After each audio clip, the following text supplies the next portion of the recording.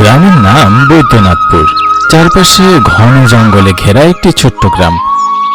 গ্রামে বেশি লোকজন নেই বললেই চলে। একটু দূরে দূরে কাঁচা পাকা বাড়ি। গ্রামের উত্তরের দিকটায় বেশ ঘন জঙ্গল। সচরাচর সেখানে কেউ যায় না, তবে বলা হয় গ্রামের লোকজনকে বলতে শোনা যায় এই জঙ্গলে কিছু রহস্য লুকিয়ে আছে। প্রতি বছর ফাল্গুন মাসে এই গ্রামের বটগাছতলায় বিশাল এক ভোজনের ব্যবস্থা করা হয়। এই ভোজনে গ্রামের ছোট বড় কেউই বাদ যায় না বললেই চলে। বড় বটগাছটা গ্রামের মধ্যমণি হয়ে আছে, তাই প্রতি বছর এই গাছের নিচেই রাতের বেলা ভোজনের আয়োজন করা হয়। গ্রামের কেউ বড় হাঁড়িতে রান্না করা নিয়ে ব্যস্ত, কেউ আবার বিড়ি হাতে গল্পতে আড্ডায় ব্যস্ত। বেশ জমজমাট আয়োজন পুরো গ্রাম জুড়ে। এমন সময় হালকা মৃদু হাওয়া যেন দোলা দিতে লাগলো, কিন্তু এটা যে প্রবল ঝড়ের রূপ নেবে সেটা কেউ বুঝতে পারল না। হঠাৎ দমকা হাওয়া থেকে প্রবল ঝড় বৃষ্টি শুরু হলো। কেউ পাশের ঘরের চালার নিচে গিয়ে আশ্রয় নিল, কেউ বটগাছটার নিচে গিয়ে নিজেদের আশ্রয় খুঁজল। অন্ধকার ছেয়ে গেছে চারপাশটায়। খড়ের চালার নিচে অংশু আর ওম দাঁড়িয়ে আছে। ঝড় বৃষ্টি থেমে যাওয়ার পর অংশু বলে, ওম, এখানে তো বীরেন ছিল আমাদের সাথে, কোথায় গেল রে? ঝড় বৃষ্টির মধ্যে তো খেয়াল করিনি, বীরেন তো এখানেই ছিল। না রে, হয়তো ওই দিকটায় গিয়ে দাঁড়িয়েছে। চল গিয়ে দেখি বটগাছের নিচে। তারা সেখান থেকে বটগাছের কাছে গিয়ে দেখে সেখানে শুধু গ্রামের কয়েকজন বয়োজ্যেষ্ঠ লোক বিড়ি নিয়ে দাঁড়িয়ে আছে। অবিনাশ, বিধান আর গুনিন কাকা। বৈদ্যনাথপুরের সকল সমস্যার সমাধান করে থাকে গুনিন কাকা। তাদের কারো বয়স 60-এর নিচে হবে না। গুনিন কাকার কথা সবাই মেনে চলে এখানে। ওম আর অংশকে আসা দেখে গুনিন বলে উঠল, রে, তোরা হন্তদন্ত হয়ে এখানে আসলি যে? আজকের এই ভজন হবে না রে, সবাই বাড়ি গেছে, তোরাও চলে যা। দেখছিস না কেমন উলট পালট হয়ে যাচ্ছে? আমরা এই জন্য এখানে আসিনি কাকা। বীরেন আমাদের সাথে ওই খড়ের চালার ওপাশটাতে ছিল, কিন্তু এখন দেখছি না। কি বলছিস কি? দেখ ভালো করে, দেখ, হয়তো বাড়ি চলে গেছে, তুই কিছু না বলেই। না গো কাকা, অংশ ঠিকই বলছে। এই ঝড় বৃষ্টির মধ্যে আমরা একসাথে খড়ের চালার নিচে গিয়ে দাঁড়িয়েছিলাম, যে এখন দেখছি না। ছেলে দুটোর কথা শুনে গুনিনের কপালে যেন ভাঁজ পড়ে গেল। অবিনাশ আর বিধানের দিকে তাকিয়ে যেন গুনিন কাকা কিছু বলতে চাইলেন। তার যে কিছু মনে পড়ে গেল তা অবিনাশ আর বিধান স্পষ্ট বুঝতে পেরেছে। বিধান বলে উঠল, উত্তর জঙ্গলে আগে দেখা দরকার আমাদের। এই ঝড় আমাদের কিছু মনে করিয়ে দিতে চাইছে। বিধান কাকা ভাঁজ কপালে কথাগুলো বললেন, আর এক মুহূর্ত দেরি না করে তারা 5 জন সেই জঙ্গলের উদ্দেশ্যে রওনা হলো। অন্ধকারে কিছুই দেখা যাচ্ছে না। মাঝে মাঝে পাখিদের ডানা ঝাপটানোর আওয়াজ আর শেয়ালের ডাক শোনা যাচ্ছে। ঘন জঙ্গলের মাঝ রাস্তায় গুনিন হঠাৎ হোঁচট খেয়ে দাঁড়িয়ে গেল। তার সাথে সবাই দাঁড়িয়ে গেল। গুনিন পায়ের দিকে তাকিয়ে দেখতে পেল একটা মানুষের নিথর দেহ পড়ে আছে। এটা কি? আমি যা ভেবেছিলাম তাই। এত বছর পর কি তবে আবার রাতের ভোজন আমাদের কাল রাত্রি হলো? ভয়ে আপন মনে কথাগুলো বলে যাচ্ছিল গুনিন কাকা। সবাই সেই নিথর দেহটার সামনে বসে ভালো করে তাকিয়ে দেখলো এটা আর কেউ নয়, এটা যে বীরেন। নাক মুখ থেকে রক্ত বেরিয়ে আসছে। মনে হচ্ছে কোনো জঙ্গলি জানোয়ার বীরেনের শরীর খুবলে খুবলে খেয়েছে। এই দৃশ্য দেখে অংশু আর ওম যেন কাঁদো কাঁদো হয়ে বীরেনের দিকে তাকিয়ে আছে। এখানে বেশি দেরি করা ঠিক হবে না গুনিন্দা, আমার কিছু ভালো ঠেকছে না। আমাদের যত দ্রুত সম্ভব এই জঙ্গল থেকে বেরিয়ে যেতে হবে। ওম আর অংশু মিলে তাদের বন্ধুর লাশটাকে তুলে নিয়ে সবাই সেখান থেকে বেরিয়ে গেল। বৃষ্টি হওয়ার পর জঙ্গলটা যেন আরো নিস্তব্ধ মনে হচ্ছে। রাত তখন গভীর। গুনিন কাকা তার ঘরের খাটের উপরে বসে গভীর ভাবনায় আচ্ছন্ন। সে মনে মনে ভাবছে তাদের যুবক বয়সে যে ভুল তারা করেছিল সেই একই রকম ভুল আবার এই ছেলেগুলো করেনি তো। ভাবতেই গুনিনের চোখগুলো বড় হয়ে গেল। এসব চিন্তা করতে করতে সে বিছানায় শুয়ে পড়ল, কিন্তু কিছুতেই ঘুম আসছিল না। এপাশ ওপাশ করতে করতে গুনিন কাকা কখন যেন ঘুমিয়ে পড়লো বুঝতেই পারল না। পরদিন সকালে গুনিন কাকার ঘুম ভাঙল বিধান কাকার ডাকে। ও গুনিন্দা, তোমার ঘুম ভাঙেনি? গত রাতে কিছুতেই চোখটা লাগছিল না, এজন্য একটু বেলা হয়ে গেল। তা বিরানের বাড়ির লোকজনকে কিছু বলেছিস? না গো গুনিন্দা, একথা কি কাউকে বলা যায়? আমার মনে হয় বীরেন উত্তরের জঙ্গলের গুপ্তধনের কথা জানতে পেরে গিয়েছিল। আর কথা বলতে গিয়ে আর বলতে পারল না বিধান। কি এমন ঘটনা ঘটেছিল সেই ভোজনের রাতে তা গ্রামের ছোটরা এখনো জানে না।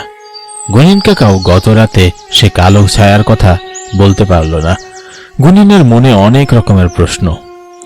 বিরানের বাড়িতে আজ যাওয়া আমাদের খুব দরকার ছিল, কিন্তু তার চেয়ে বেশি দরকার পুচকে ছেলেগুলোর সাথে কথা বলা। দাদা, আমি ডেকে বেড়াচ্ছি ছেলে দুটোকে। বিধান গুনিনের বাড়ি থেকে বেরিয়ে গেল আর গুনিন ভোজনের রাতে সেই বটগাছের নিচে গিয়ে বসে পড়ল। বটগাছটার চারপাশে বসার ভালো জায়গা আছে, যাতে গ্রামের লোকজন এখানে আরাম করতে পারে। এখান থেকে জঙ্গল খুব বেশি দূরে নয়। গুনিন কাকার চোখে মুখে ভয়ের ছাপ এখনো রয়ে গেছে। সেখানেই অংশু, ওম সাথে বিধান কাকাও এসে গুনিন কাকার সাথে বসেছে। এই বীরেন, আমাকে ভালো করে বলতো, তোরা উত্তরের ওই জঙ্গলে কি করতে গেছিলি? কাকা, আমাদের কোনো দোষ নেই, দয়া করে আপনি আমাদের শাস্তি দেবেন না। আমরা বারবার বীরেনকে না করেছিলাম, কিন্তু শুনেইনি কথা। কাকা, সেদিন যা হয়েছিল আমি বলছি, তবে আমাদের দয়া করে কোনো শাস্তি দেবেন না। সেদিন আমরা বীরেনের বাবার মুখে জানতে পেরেছিলাম বহুকাল ধরে উত্তরের জঙ্গলে গুপ্তধন লুকানো আছে, কিন্তু সেই গুপ্তধন পাহারাতে এক কালো ছায়া। বীরেন তারপরে আমাদের দুজনকে নিয়ে বুদ্ধি আটে ওই জঙ্গলে যাবে আর যেভাবেই হোক গুপ্তধন উদ্ধার করবে। তারা তিন বন্ধু জঙ্গলের পথে হাঁটছে। দিনের বেলা হলেও ঘন জঙ্গলকে রাতের মতো মনে হচ্ছে। এই জঙ্গলে মাঝে মাঝে পাতার ফাঁকে আলো উকি দেয়, কোনো জায়গায় সূর্যের আলো অব্দি পৌঁছায় না। পাখিদের কিচিরমিচির আওয়াজ ছাড়া কিছুই শোনা যায় না। অংশ আর ওম দুজনেই খুব ভীতু স্বভাবের।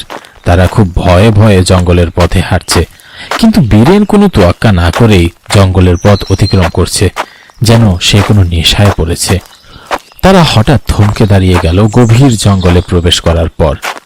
কিছু একটার আওয়াজ শুনে যেন কেউ পাতার শব্দকে উপেক্ষা করেই এগিয়ে আসছে। তারা তিনজনই অবাক হয়ে দাঁড়িয়ে আছে। এই জঙ্গলে তো কেউ আসে না, তবে কে দৌড়াচ্ছে? কিছুক্ষণ বাদে সে আওয়াজ যেন নীরব হয়ে গেল। এবার অংশু ভয় পেয়ে বলে উঠল, হে বীরেন, চল চল না ভাই, চলে যায় এখান থেকে। কাকা বাবু শুধু গল্প করেছে, আসলে বাস্তবে কিছুই হয় না। না, আর হলেও তুই জানিস তো এই জঙ্গলে কেউ আসে না। চল, ওই ছায়া যদি সত্যিই থাকে। বীরেন এক ধমক দিয়ে অংশুকে থামিয়ে দিল। তারা সেখান থেকে আবার সামনের দিকে এগোতে লাগলো। বীরেন একটা আলোকময় জায়গা দেখতে পেল, যেন সেখানে কিছু ঝলমল করছে। এমন কিছু দেখে ওম অবাক হয়ে সেদিকেই তাকিয়ে রইল।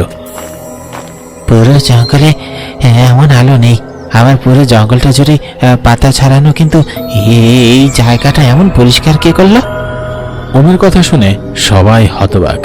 আশেপাশে কোথাও তো কোনো পাতা নেই, আবার জায়গাটাও অনেক আলো জ্বলছে। বীরেন আর দেরি না করে সেই জায়গার কাছে গেল।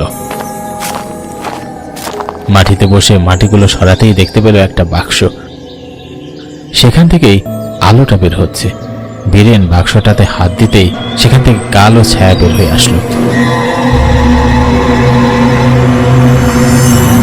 ভয়ঙ্কর কণ্ঠে বলে উঠল, তোদের এত বড় সাহস, তুই আবার রাখা সম্পদের উপর হাত দিয়েছিস? কালো ছায়াটা অনেক বড় আর বিদঘুটে হাসির শব্দে যেন আকাশ ফেটে পড়ল। কালো ছায়াটাকে দেখে তিনজনের প্রাণ যেন যায় যায় অবস্থা। তাদের আর বুঝতে বাকি রইল না আসলে জঙ্গলের দৌড়ের শব্দ আসলে কিসের ছিল। বীরেন উঠে দাঁড়িয়ে পিছনের দিকে পা বাড়ালো, তারপর সেখান থেকে দম বন্ধ করে তারা দৌড়াতে শুরু করলো। কালো ছায়াটা তাদের পিছু নিয়েছে। তারা প্রাণপণে দৌড়াচ্ছে। হঠাৎ বীরেন জঙ্গলের মধ্যে হোঁচট খেয়ে পড়ে যায়। কালো ছায়া আছড়ে পড়বে এমন সময় বীরেন বুদ্ধি করে তার পকেট থেকে দিয়াশলাই বের করে তাতে আগুন জ্বালিয়ে কালো ছায়ার মুখের সামনে ধরে। সেই কালো ছায়াটি মুহূর্তেই মিলিয়ে যায়। তারপর তারা তিনজন কোনোভাবে জঙ্গল থেকে হাঁপাতে হাঁপাতে বেরিয়ে আসতে লাগলো।